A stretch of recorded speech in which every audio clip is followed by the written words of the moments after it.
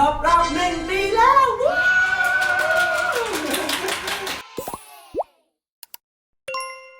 โอเคครับเดี๋ยววันนี้เนื่องในโอกาสครบรอบ1 ปีของแบรนด์อิงกุนะครับวันนี้อิงอยากจะมาขอบคุณเพื่อนๆทุกคนที่คอยติดตามพวกเรามาตลอด1 ปีที่ผ่านมานะครับแล้วเดี๋ยววันนี้จะมาเล่าเรื่องราวตลอด1 ปีที่ผ่านมาให้ฟังนะครับว่ามันเกิดอะไรขึ้นบ้างนะครับโดยเดี๋ยววันนี้อิงจะมาตอบ Q&A ที่เพื่อนๆทุกคนส่งกันเข้ามาแล้วกันนะครับ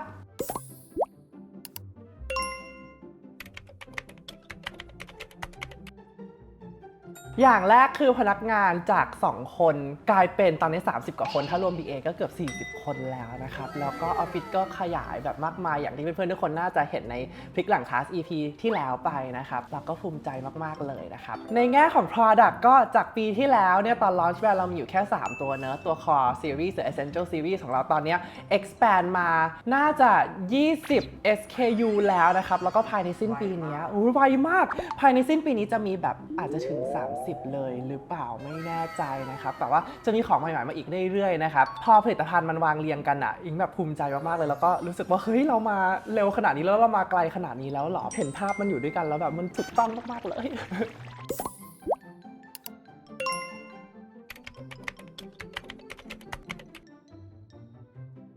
จะใช้คำว่าเปลี่ยนดีไหมรู้สึกว่าไม่ได้เปลี่ยนแต่มันเพิ่มเข้ามาดีกว่านะครับคือตอนนี้ทุกวันนี้เหมือนจะแยกล่างอยู่แล้วมันเป็นทั้งคอนเทนต์ครีเอเตอร์แล้วก็เป็นทั้งเจ้าของแบรนด์ด้วยนะครับก็ต้องยอมรับว่ามันก็มีหลายอย่างที่มันต้องคอมเพลมไพร์กันเพราะว่าเวลาของอิงก็มีจำกัดนะครับ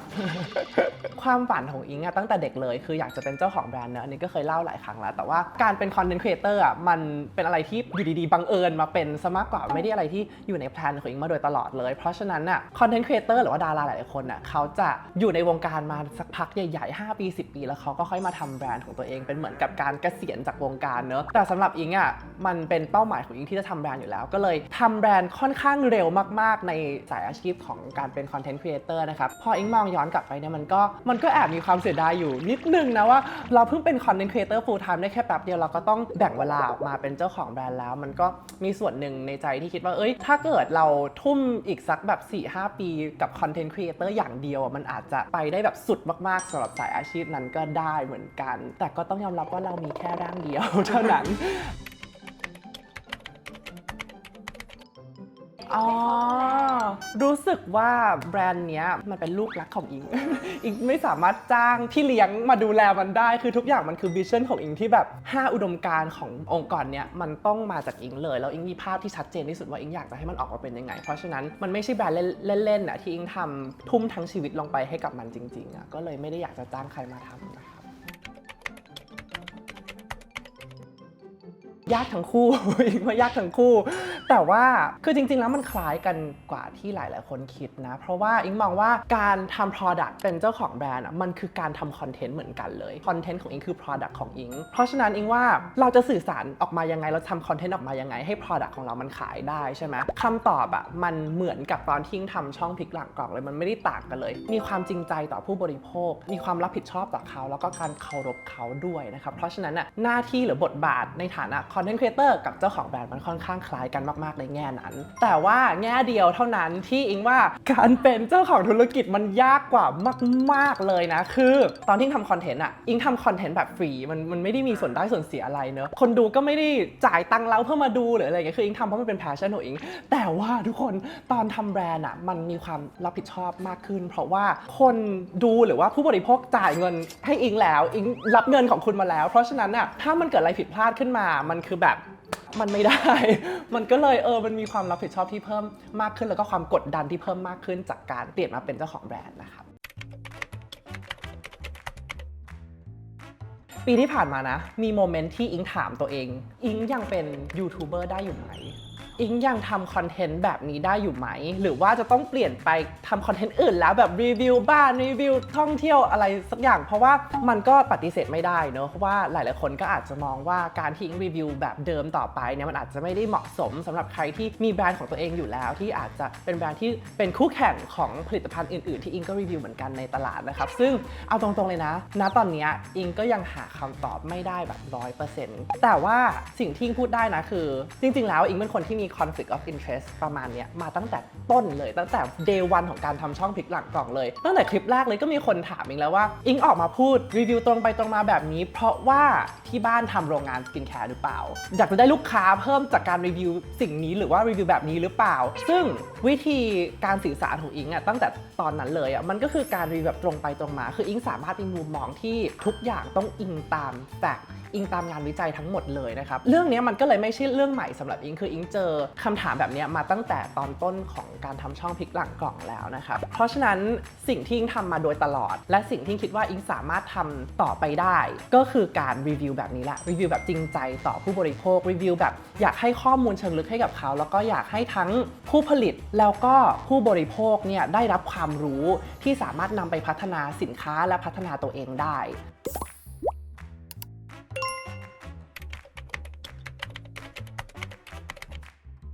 รับได้นะคะขอบคุณลูกค้าทุกคนที่ยังติดต่อมานะครับไม่คืออิงรีวิวแบบตรงไปตรงมาตลอดแล้วก็เวลาที่อิงเลือกที่จะหยิบ product ตัวหนึ่งขึ้นมารีวิวมันเป็นเพราะว่าอิงเป็นคนที่หมกมุ่นแล้วก็รักในสกินแคร์จริงๆเพราะสุดท้ายแล้วอิงเป็นผู้บริโภคเหนือสิ่งอื่นใดเลยแล้วก็อิงรู้สึกว่าการที่อิงสามารถใช้แพลตฟอร์มของอิงได้ที่มีคนติดตามอยู่เพื่อที่จะช่วยโปรโมทสินค้าดีๆถึงจะไม่ใช่สินค้าของอิงก็ตามมันก็เป็นการช่วยมีสปอตไลท์หรือว่าชายสปอตไลท์ให้กับคนที่เก่งแล้วก็ช่วยผลักดันวงการไปในทิศทางที่ดีขึ้นด้วยเพราะอิงก็เป็นผู้ผลิตที่อยากจะเห็นวงการสกินแคร์ในไทยไปในทิศทางที่ดีขึ้นด้วยเช่นกันแต่ก็ช่วงนี้ก็มีการรีวิวที่อาจจะน้อยลงไม่คือเหตุผลที่เพื่อนๆอาจจะเห็นอิงหยิบสกินแคร์คนอื่นขึ้นมาพูดน้อยลงไม่ใช่อะไรหรอกเพราะว่าอิงรักในสกินแคร์ตัวเองมากๆบางวิดีโออิงอยากจะยกตัวอย่างในการใช้สกินแคร์คนอื่นนะสุดท้ายแล้วอิงก็จะคิดในใจว่าแบบเฮ้ยตัวนี้มันสู้อิงกุได้จริงเหรอแล้วสุดท้ายมันก็จะต้องแนะนำอิงกุนึกออกไหมคือเข้าใจว่ามันดูเป็นการขายแรงมากแต่ว่ามันช่วยไม่ได้เพราะอิงเป็นคนแบบนี้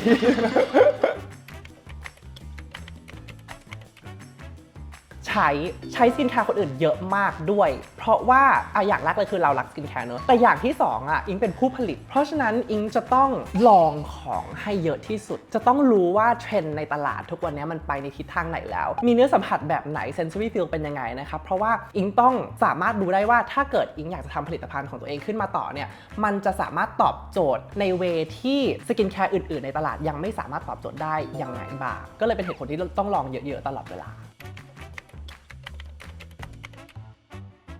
เพราะหลายๆคนก็บอกว่าก็เธอเป็นลูกเจ้าของโรงงานมีมีพ่อแม่ซัพพอร์ตอะไรมันก็ดูง่ายไปหมดมันมีอุปสรรคบ้างไหมก็ไม่มีเพราะว่ามันสวยอยู่แล้ว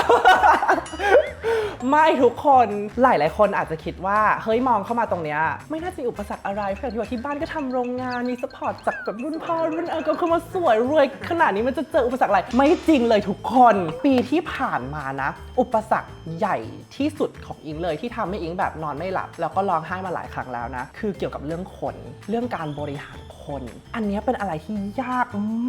มากๆทุกคนการที่จะทำให้พนักงานในองค์กรเนี่ยรักในงานที่เขาทำและมีแรงบันดาลใจในการตื่นขึ้นมาเพื่อทำงานกับเราทุกๆวันเป็นเรื่องที่ท้าทายสุด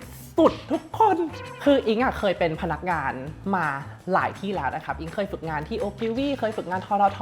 ตอนทำงานก็เคยทำอยู่ PwC นะครับทำที่ออฟฟิศกรุงศรี TMB Asset World คืออิงไปมาหลายบริษัทมากๆแล้วสมัยที่อิงเป็นลูกจ้างมันก็มีหลายอย่างที่อิงไม่ชอบแหละเกี่ยวกับการทำงานในบางที่เนอะซึ่งอิงสาบานหรือว่าสัญญากับตัวเองไว้ตั้งแต่ตอนนั้นเลยว่าถ้าเกิดวันหนึ่งอิงได้เป็นเจ้านายได้เป็นผู้บริหารได้เป็นเจ้าของบริษัทจริงๆอิงจะทำยังไงก็ได้ให้พนักงานไม่รู้สึกแบบที่อิงเคยรู้สึกแต่ว่าอะไรรู้ไหมตอนที่มาเป็นเจ้านายเองเราไม่สามารถเอาใจทุกคนได้สมมติองค์กรอิงจะเติบโต50คน100คนเข้าตลาดหลักทรัพย์อย่างเงี้ยอิงไม่สามารถที่จะลงไปทำให้ทุกคนในองค์กรรู้สึกแบบที่ต้องการให้เขารู้สึกได้อิงต้องคำนึงถึงภาพใหญ่นะครับซึ่งมันเลยมีหลายๆโมเมนต์ที่มันต้องคอม promise กันแล้วก็อิงเองก็เป็นคนที่ไม่ได้มีประสบการณ์ด้านการบริหารคนมาเลยคือบริษัทอิงกุโตมาจาก2คนเมื่อปีที่แล้วจนตอนนี้กลายเป็น30-40 คนแล้วมันมีการปรับเปลี่ยนเยอะมากๆที่เกิดขึ้นนะครับเริ่มบริษัทแรกๆอิง treat ทุกอย่างเหมือนกับงานกลุ่มที่ทำที่โรงเรียนมันไม่มีอะไรมีกฎระเบียบเลยทุกอย่างคือดำเนินงาน on ความรู้สึกของอิงแล้วก็ common sense ของอิงล้วนๆเลย มันก็เลยกลายเป็นเหมือนกับว่าเราทำงานกับครอบครัวแต่ว่าบริษัทไม่ใช่ครอบครัวทุกคนบริษัทมันต้องบริหารอีกแบบนึงเลยเป็นอะไรที่อิงต้องปรับตัวปรับ mindset แล้วก็เรียนรู้ตลอด1 ปีที่ผ่านมามีการจ้าง HR มีการจ้างคนที่มีประสบการณ์ช่วยเข้ามาเซตระบบให้กับองค์กรให้มันมีกฎระเบียบมากขึ้นแล้วก็แฟร์ที่สุดสำหรับทุกคนไม่ใช่คนใดคนหนึ่งอ่ะมี hard talk การต้องคอยปรับจูนเข้าหากันตลอดเวลาซึ่งตรงนี้เป็นเรื่องที่ยากมากๆทุกคนมันมีโมเมนต์บางโมเมนต์ที่อิงรู้สึกไม่เก่งเลยอะที่อิงรู้สึกว่าทำไมอิงถึงทำให้พนักงานบางคนเสียใจ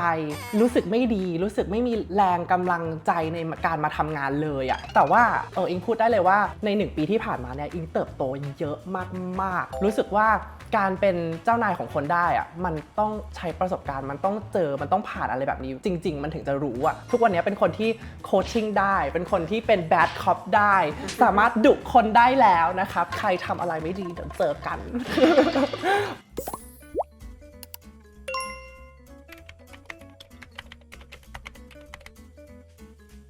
คือเอาจริงๆนะอิงไม่ได้เก่งอะไรเลยทุกคน อิงไม่ได้เก่งอะไรเลยแล้วอิงก็ไม่ได้คิดว่าตัวเองอยู่ใน position ที่สามารถจะให้คำแนะนำอะไรที่เป็น wisdom สุดๆให้กับใครได้เลยแต่ว่าอิงพูดจากประสบการณ์ของอิงละกันว่าการปรับ mindset อย่างหนึ่งที่มัน work มากๆเลยสำหรับอิง1 ปีที่ผ่านมานี้นะครับมันคือ don't take things too seriously อะแบบเวลาที่เราทำธุรกิจอะเราต้องพยายามมีความสุขและสนุกไปกับมันนะต้องปล่อยจอยมันคือคำนี้เลยไม่มีอะไรถาวรทุกคนต้องเข้าใจว่าการทำธุรกิจนะมันคือการตื่นมาทุกวันเพื่อแก้ไขปัญหามันมีปัญหาทุกวันอยู่แล้วเพราะฉะนั้นน่ะมันอยู่ที่ว่าคุณน่ะจะมองปัญหานั้นเป็นแบบอุปสรรคสุดๆหรือว่าคุณจะลองยอมรับว่าเฮ้ยทุกวันคือการแก้ไขปัญหาเพราะฉะนั้นฉันจะมีความสุขและสนุกไปกับมันสนุกไปกับการที่ถ้าเกิดฉันผ่านสิ่งนี้ไปได้อะฉันจะเป็นคนที่เก่งขึ้นและพัฒนาขึ้นไปอีกนะครับอันนี้เป็น mindset อย่างหนึ่งที่ปรับในช่วงปีที่ผ่านมาที่ทำให้อิงอะสามารถ survive ได้ในการเป็นเจ้าของธุรกิจกลุ่มแรกเลยคือปรึกษาคนที่บ้านก่อนเพราะว่าป๊าหมาก็มีประสบการณ์ในการทำธุรกิจการเป็นเจ้าของธุรกิจมาอยู่แล้วก็ปรึกษาพี่ชายเพราะว่าอิงทำแบรนด์อิงกุคู่กับทัศนะครับทั้งทัศทั้งอิงก็ไม่มีประสบการณ์เหมือนกันเพราะฉะนั้นมันบางครั้งมันก็เหมือนกับการแบบว่า the blind leading the blind นึกออกไหม คือทัศก็จะมีอีกมุมมองหนึ่งที่มักจะต่างจากอิงแล้วการคุยด้วยกันปรับจูนเข้าหากันมันก็บางครั้งมันก็ช่วยกันและกันได้อย่างเช่นสมมติทัศเครียดเรื่องนี้มากๆเลยแต่อิงกลับมองว่ามันไม่ได้น่าเครียดขนาดนั้นนะอะไรเงี้ยมันก็มาช่วยกันแบบทำให้งานมันเดินต่อได้อีกกลุ่มหนึ่งที่อิงรู้สึกว่าช่วยอิงได้มากๆเลยก็คือกลุ่มเพื่อนที่เป็นคอนเทนต์ครีเอเตอร์แล้วก็เจ้าของธุรกิจด้วยอย่างเช่นพี่อูนเป็นคนหนึ่งที่ในปีที่ผ่านมานะเราช่วยกันและกันในวิธีการจัดการอารมณ์แล้วก็ในแง่ของการให้คำปรึกษากันและกันมากๆคือพี่อูนก็เป็นคนที่มีประสบการณ์ในการทำธุรกิจมาเยอะมากๆวันไหนที่มีปัญหานะคนแรกที่จะโทรไปหาเลยคือพี่อูน แล้วก็คุยกันจนถึงดึกแบบตี 2 ตี 3มันอย่างนี้ตลอดเลยรู้สึกว่าเขาก็เคยผ่านหลายๆเรื่องที่เคยเจอมาแล้วเป็นเมนเทอร์ให้อิงรู้สึกว่ามันเป็นอะไรที่แบบ ช่วยอิงได้มากๆเลยในปีที่ผ่านมาโอเคคืออิงเคยอ่านหนังสือเล่มหนึ่งก่อนที่จะทำแบรนด์นะครับชื่อว่า Start with Why เป็นหนังสือที่แบบทุกคนที่ทำธุรกิจจะแนะนำให้มือใหม่อ่านเสมอในเล่มนี้นะมันมีอยู่ chapter หนึ่งที่มันติดอยู่ในใจเขาบอกว่าการเป็นเจ้าของธุรกิจหรือการเริ่มทำธุรกิจนะมันเหมือนกับการโดนผลักออกจากเหวด้วยอุปกรณ์และคู่มือทั้งหมดที่จะสามารถสร้างเครื่องบินได้มันขึ้นอยู่กับคุณว่าคุณจะสามารถสร้างเครื่องบินลำนั้นได้ก่อนที่คุณจะตกลงไปถึงข้างล่างเหวหรือเปล่ามันเป็นอะไรที่ตรงมากๆเลยเพราะว่าก่อนที่จะทำแบรนด์นะในหัวเองนะภาพของการเป็นเจ้าของแบรนด์คือแค่ทำ product ให้ดีไม่ใช่เล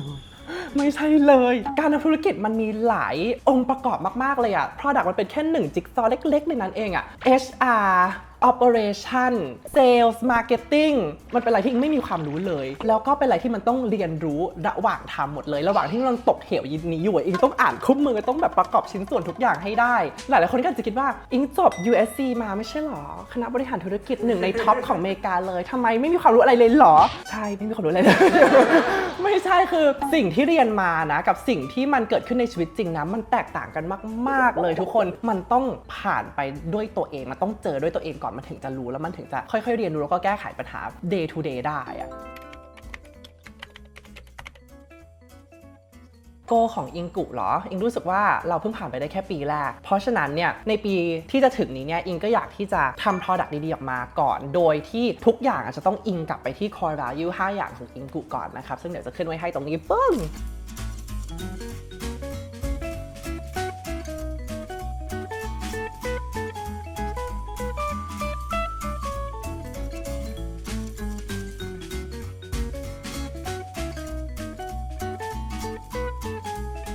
คือ core value 5อย่างเนี้ยหรือว่าค่านิยมองค์กร5อย่างนี้นะครับมันเป็น DNA ของอิงแล้วก็ของแบรนด์นี้เลยอิงอยากที่จะสื่อสิ่งนี้ออกไปให้โลกได้เห็นแล้วก็ช่วยผลักดันวงการสกินแคร์ต่อไปนะครับในแง่ของการขายเนี่ยอิงก็อยากที่จะเพิ่ม channel มากขึ้นด้วยอยากจะไปขายออฟไลน์มากขึ้นนะครับตอนนี้มีที่ Eventboy แล้วก็อาจจะไปที่ร้านอื่นๆด้วยนะครับอยากไปขายต่างประเทศด้วยในปีหน้านะครับไม่ว่าจะเป็นประเทศเพื่อนบ้านหรือว่าอาจจะไปที่เอเชียประเทศอื่นๆด้วยนะครับอีกอย่างหนึ่งที่อยากจะทำมากๆเลยก็คือทำให้แบรนด์อิงกุเนี่ยเป็นที่รู้จักมากขึ้นโดยที่คนที่รู้จักเนี่ยไม่ต้องรู้จักอิงมาก่อนก็ได้คืออิงไม่ได้อยากให้อิงกุเป็นเหมือนแบรนด์อินฟลูที่ขายออนไลน์เล่นๆอะไรเงี้ยอยากให้แบรนด์เนี้ยมันยืนได้ด้วยตัวเองถึงวันหนึ่งจะไม่มีอิงอะแต่ว่าแบรนด์อิงกุก็ยังขายได้แล้วก็ขายดีนะครับ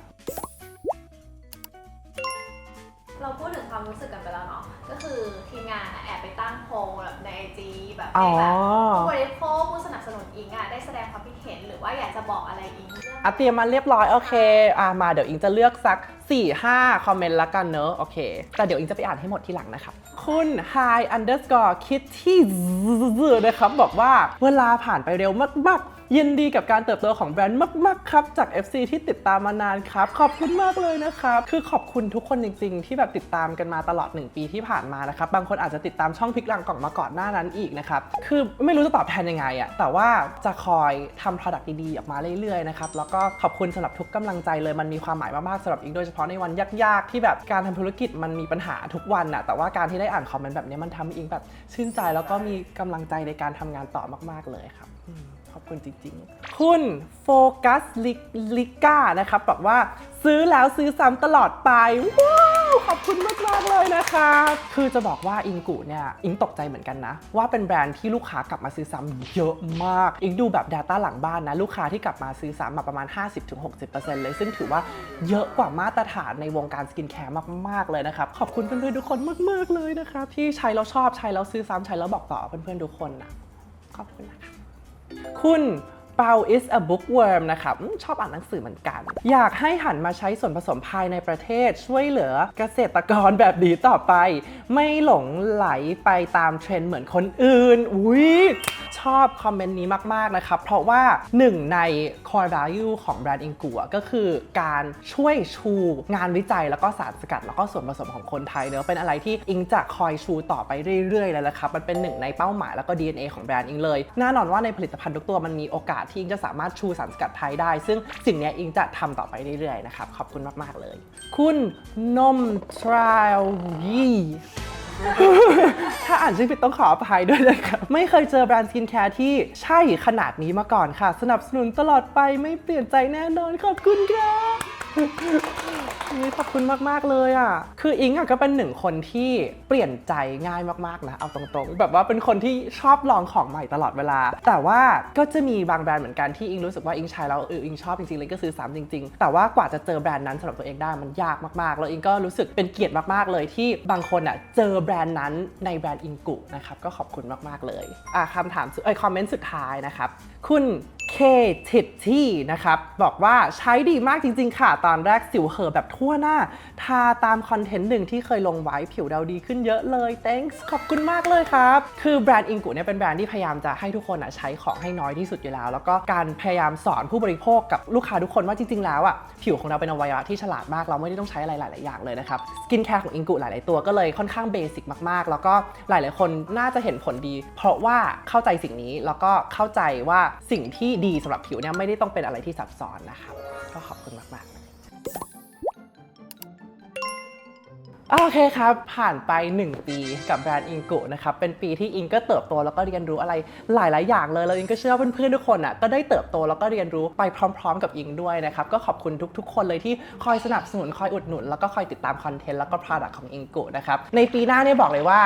มี product มาให้ลองกันอีกเยอะมากนะครับอีกจุกๆเลยถึงแม้ว่าหลายๆคนอาจจะไม่ได้ซื้อของอิงกุแต่ว่าให้ดูคอนเทนต์ของเราไว้เป็นความรู้ก็ได้เหมือนกันเพราะว่าอิงกุเป็นแบรนด์ที่มากกว่าการขายของคืออิงอยากที่จะขายความรู้เหมือนช่องพลิกหลังกล่องอยากที่จะให้ความรู้แล้วก็ข้อมูลให้กับทุกๆคนในเวที่จริงใจแล้วก็เป็นความจริงนะครับเพราะฉะนั้นก็ถึงจะไม่ได้ซัพพอร์ตเราในแง่ของ product แต่ว่าก็สามารถฟังคอนเทนต์เก็บคอนเทนต์ต่างๆของเราไปเพื่อเป็นความรู้ได้เหมือนกันนะครับสำหรับวันนี้ก็ขอบคุณมากๆเลยนะครับที่ให้อิงแล้วก็ทีมงานอิงกุทุกๆคนเนี่ยได้เข้ามาเป็นส่วนหนึ่งในชีวิตของเพื่อนๆทุกคนนะครับแล้วไว้เจอกันใหม่นะครับบ๊ายบาย